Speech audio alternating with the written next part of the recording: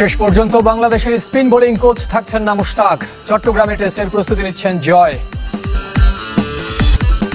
Champions ট্রফির সূচি ফাঁস, লাহোর ও রাওয়ালপিন্ডিতে খেলবে বাংলাদেশ।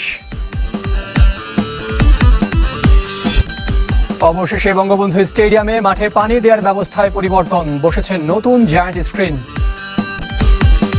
আপাতত টাইগারদের স্পিন বোলিং কোচ হিসেবে থাকছেন না মুশতাক আহমেদ। ইংল্যান্ড যুব দলের দায়িত্ব নিয়েছেন তিনি, তবে খণ্ডকালীন হলেও মুশতাক আহমেদকে পেতে চায় বিসিবি। এদিকে আগস্টে পাকিস্তান সফরের আগে নিরাপত্তা ব্যবস্থা দেখতে কোনো পর্যবেক্ষক দল পাঠাচ্ছে না বাংলাদেশ ক্রিকেট বোর্ড। টাইগারদের স্পিন বোলিং কোচ হিসেবে যোগ দেবার পর মুশতাক আহমেদকে ঘিরে কত স্বপ্ন বুনেছিল বিসিবি। জাতীয় দলের পাশাপাশি বয়স ভিত্তিক স্পিনারদের নিয়ে কাজ করবেন, প্রতিভাবান রিস্ক স্পিনারে সমৃদ্ধ হবে দেশের ক্রিকেট। মুশতাকের কাছ থেকে দীক্ষা নিয়ে টি-20 বিশ্বকাপে আলোড়ন তুলেছিলেন রিশাদ হোসেন। তার কাজে খুশি হয়ে চুক্তি বাড়াতেও চেয়েছিল বিসিবি। তবে টাইগারদের স্পিন গুরু হিসেবে আপাতত আর থাকছেন না এ পাক লেজেন্ড। ইংল্যান্ড যুব দলের সাথে আগেই কমিটমেন্ট থাকায় সেখানে কাজ করবেন মুশতাক আহমেদ। তার কাছ থেকে একটা সার্টেন নাম্বার অফ ডেজ আমরা চেয়েছিলাম initially. So at that point ওটা সম্ভব ছিল না ওনার পক্ষে because of his few previous commitments. So তখন আমরা যেটা করি যে আমরা অ্যাটলিস্ট টি-20 ওয়ার্ল্ড কাপকে কনসিডার করে ওই পর্যন্ত তার সাথে আমরা চুক্তি করি। খণ্ডকালীন হলেও মুশতাককে পাবার চেষ্টায় ক্রিকেট বোর্ড। ইংল্যান্ডই সাবেক পাকিস্তানি লেগ স্পিনারের, এর মাঝে দিন হিসেবে মুশতাককে দিয়ে কাজ করাতে চায় বিসিবি। পরবর্তীতে দীর্ঘমেয়াদে নিয়োগের পরিকল্পনাও আছে, তাই বিকল্প কাউকে নিয়ে চিন্তা করছে না ক্রিকেট বোর্ড। যে গত প্রেস কনফারেন্স সভাপতি মহোদয় বলেছেন যে আমরা ওর ব্যাপারে আগ্রহী এবং যেহেতু তার দিক থেকেও পজিটিভ আগাচ্ছে জিনিসটা, আমরা আপাতত তাকে নিয়ে চিন্তা করছি। আগস্টে রাওয়ালপিন্ডি আর করাচিতে দুটি টেস্ট খেলবে বাংলাদেশ। সাধারণত পাকিস্তান সফরের আগে সেখানকার নিরাপত্তা ব্যবস্থা দেখতে পর্যবেক্ষক দল পাঠানো হয়, তবে এবার সে পথে হাঁটছে না বিসিবি। বাংলাদেশ হাই কমিশনের সাথে আমাদের যোগাযোগ হয় এবং তারা তাদের যে একটা ইন্সপেকশন বা তাদের যে নিজস্ব যে প্রক্রিয়া তার মাধ্যমে তারা যোগাযোগ করে। আমরা ফরেন মিনিস্ট্রির মাধ্যমেও একটা সিকিউরিটি ক্লিয়ারেন্স নেওয়ার চেষ্টা করি। সব অন্যান্য প্রক্রিয়াগুলো থাকবে, বাট এই মুহূর্তে প্রি ইন্সপেকশনের কোনো প্ল্যান আমাদের কাছে নেই। পাকিস্তানের বিপক্ষে 2 ম্যাচের টেস্ট সিরিজের জন্য চলতি মাসের শেষ সপ্তাহে শুরু হবে কন্ডিশনিং ক্যাম্প। চট্টগ্রামের উইকেটকে পাকিস্তানের বিপক্ষে টেস্ট সিরিজের প্রস্তুতির জন্য আদর্শ মানছেন মাহমুদুল হাসান জয়। টেস্টে ধারাবাহিক পারফর্মার হতে স্কিল নিয়ে কাজ করছেন বাংলাদেশ ওপেনার। এদিকে এইচপি দলের অস্ট্রেলিয়া সফরে হার জিতের চাইতে ক্রিকেটারদের স্কিল উন্নয়নকে বেশি গুরুত্ব দিচ্ছেন ব্যাটিং কোচ রাজিন সালেহ। মিরপুরের ইনডোরে চলছে হাই পারফরমেন্স ইউনিটের ট্রেনিং। ব্যাটিং কোচ রাজিন সালের পাঠশালায় জাতীয় দলের পাইপলাইন। সাদমান ইসলাম, শাহাদাত দীপুদের ভুলগুলো ধরে দিচ্ছেন, না শোধরানো পর্যন্ত তীক্ষ্ণ পর্যবেক্ষণ করছেন সাবেক ক্রিকেটার। তবে মাহমুদুল হাসান জয় একটু দুর্ভাগা। রাজিন সালের ক্লাস মিস করছেন হাতের ইনজুরিতে। চট্টগ্রামে বাংলা টাইগার্সের ক্যাম্পে হাতে ব্যথা পেয়েছেন, যা এখনো সেরে ওঠেনি। জাতীয় দলের হয়ে শুধু টেস্ট খেললেও ধারাবাহিকতার অভাব স্পষ্ট। 13 টেস্টে সেঞ্চুরি আর হাফ সেঞ্চুরি চাইতে শূন্যের সংখ্যা বেশি। এটা নিয়ে আমার চিন্তাধারা আছে যে সামনে আরো কিভাবে এভারেজটা ভালো করা যায়, দেন আরো কিভাবে কন্টিনিউ পারফর্ম করা যায়, ওইটা নিয়ে চিন্তা ভাবনা আছে আমাদের। যতটুকু পসিবল আমরা ইউটিলাইজ করার চেষ্টা করতেছি। পাকিস্তানের কন্ডিশন যে সহজ হবে না তা ভালো করেই জানেন মাহমুদুল হাসান। বিশেষ করে স্পোর্টিং উইকেটে বরাবরই ভুগতে হয় টাইগার ব্যাটারদের। তবে এই ওপেনারের দাবি, চট্টগ্রামের উইকেটে নেওয়া প্রস্তুতি কাজে দেবে রাওয়ালপিন্ডি ও করাচিতে। মুশফিক ভাই সব বসে ডিসকাস করছি, ওনার আগে খেলার এক্সপিরিয়েন্স আছে, আমরা হয়তো নিয়ে যাবো পাকিস্তানে।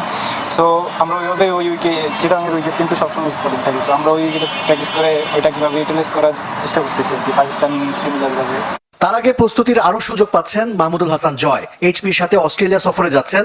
সেখানে পাকিস্তান এ দলের বিপক্ষে 2টি 4 দিনের ম্যাচ খেলতে পারবেন টাইগার ওপেনার। এই সফরে 2টি ওয়ানডে আর বিগ ব্যাশের দলগুলোর বিপক্ষে বেশ কিছু টি-20ও খেলবে হাই পারফরমেন্স ইউনিট।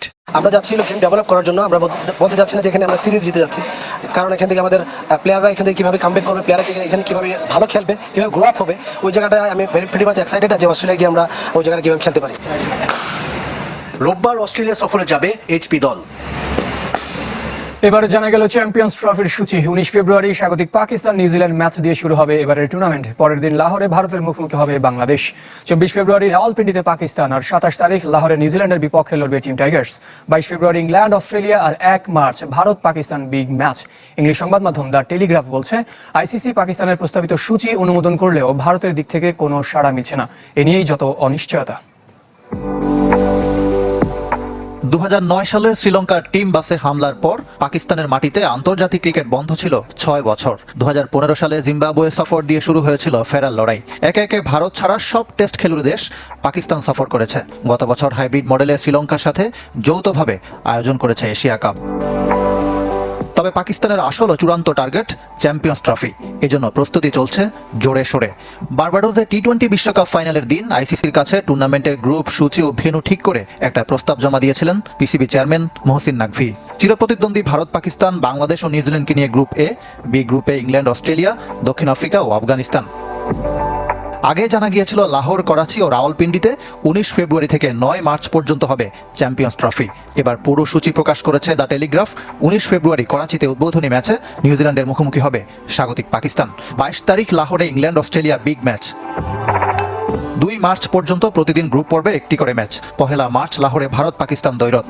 রোহিত কোহলিদের সব ম্যাচ লাহোরে। সীমান্ত থেকে কাছে হওয়ায় ভারতীয় দর্শক উপস্থিতির কথা চিন্তা করেই এমন সূচি। 5 ও 6 মার্চ 2 সেমিফাইনাল, লাহোরে ফাইনাল। এই ম্যাচে থাকবে রিজার্ভ ডে। বাংলাদেশের 3 ম্যাচ 2 ভেন্যুতে। 20 ফেব্রুয়ারি লাহোরে প্রথম ম্যাচে ভারতের মুখোমুখি হবে টাইগাররা। 24 তারিখ রাওয়ালপিন্ডিতে পাকিস্তান, আর 27 তারিখ লাহোরে খেলবে নিউজিল্যান্ডের বিপক্ষে।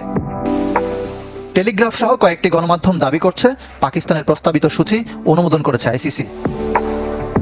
চিরপ্রতিদ্বন্দ্বীদের জন্য সব দিক থেকে সুবিধা করে দিতে প্রস্তুত পাকিস্তান। সীমান্তের একদম কাছের শহর লাহোরেই ভারতের 3 ম্যাচ। ম্যান ইন ব্লু সেমিতে উঠলেও খেলা হবে সেইখানে। ফাইনালও লাহোরে। তারপরও ভারত পাকিস্তানে খেলতে যাবে কিনা $1 মিলিয়ন প্রশ্ন। যে প্রশ্নের উত্তর না পাওয়া পর্যন্ত সবকিছু ঠিক করেও অনিশ্চয়তায় পাকিস্তান। বিসিসিআই ও ক্রিকেটাররা ইতিবাচক হলেও ভারত সরকার নাও দিতে পারে অনুমোদন। তাহলে এশিয়া কাপের মতো চ্যাম্পিয়ন্স ট্রফি হতে পারে হাইব্রিড মডেলে। বঙ্গবন্ধু স্টেডিয়ামে বসলো মাঠে পানি দেওয়ার আধুনিক স্প্রিংকলার। বসেছে নতুন জায়ান্ট স্ক্রিনও। দৃশ্যমান সংস্কারের মধ্যে বাকি গ্যালারি জুড়ে চেয়ার বসানোর কাজ আর ফ্লাড লাইট প্রতিস্থাপন। তবে জাতীয় ক্রীড়া পরিষদ বলছে এই বছরই শেষ হবে সংস্কার। বিস্তারিত জানাচ্ছেন ফয়জুল ইসলাম।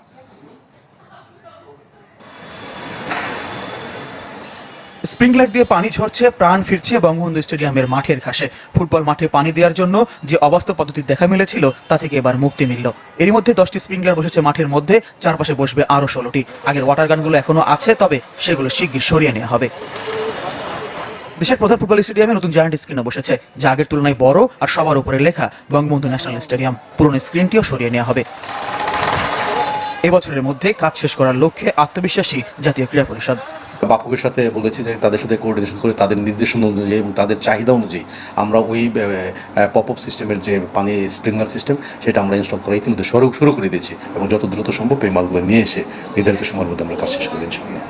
শেডের কাজ চলছে, পুরো গ্যালারিতে নতুন চেয়ার বসবে, সেগুলোও প্রায় প্রস্তুত। মিডিয়া জোনে কিছুটা পরিবর্তন আসছে। ভিভিআইপি গ্যালারির বুলেট প্রুফ গ্লাস নিয়েও দুশ্চিন্তা নেই, শুধু জার্মানি থেকে ফ্লাড লাইট আসার অপেক্ষা। সেটিও নির্ধারিত সময়ের মধ্যে পেতে আত্মবিশ্বাসী ক্রীড়া পরিষদ কর্তা। অর্থসার নিয়েও শঙ্কা নেই। লাইটিংটা যেহেতু জানুয়ারিতে আসবে, এইটাই হয়তো সবার শেষে আসবে, কিন্তু আমরা ইতিমধ্যে ঠিকাদারি প্রতিষ্ঠানের সাথে আলাপ করেছি। সেটার সাথে যে গ্রাউন্ড ওয়ার্কের যে সংশ্লিষ্টতা আছে, কেবল বা অন্যান্য জিনিসগুলো, সেই সব জিনিসের ব্যাপারে তাদের সাথে কথা হয়েছে। শিগগির শুরু হবে বঙ্গবন্ধু স্টেডিয়াম কমপ্লেক্সের অভ্যন্তরীণ রাস্তার সংস্কার, যার অর্থ সংস্কার বাজেটে অন্তর্ভুক্ত সব কাজ একসাথে শেষ হবে। 2025 সালের আইসিসি চ্যাম্পিয়ন্স ট্রফির হোস্ট পাকিস্তান। তবুও যেন পাকিস্তানের কোনো পাত্তাই নেই ইন্ডিয়ার কাছে। আইসিসি তাদের স্বীকৃতি দিলেও ইন্ডিয়া এবং পাকিস্তানের রাজনৈতিক ইস্যুর কারণে ইন্ডিয়া পাকিস্তানের মাটিতে খেলতে যেতে রাজি না। যদিও ভারতের ক্রিকেট বোর্ড সাই দিলেও সরকারের থেকে গ্রিন সিগন্যাল না আসা পর্যন্ত তাদের সেদিকেই খেয়াল রাখতে হচ্ছে। গেল সর্বশেষ টি-20 বিশ্বকাপের ফাইনালে পাকিস্তান তাদের মাটিতে খেলার সময়সূচি একটা খসড়া অনুমোদন এনটিকের কাছে প্রকাশ করেছে।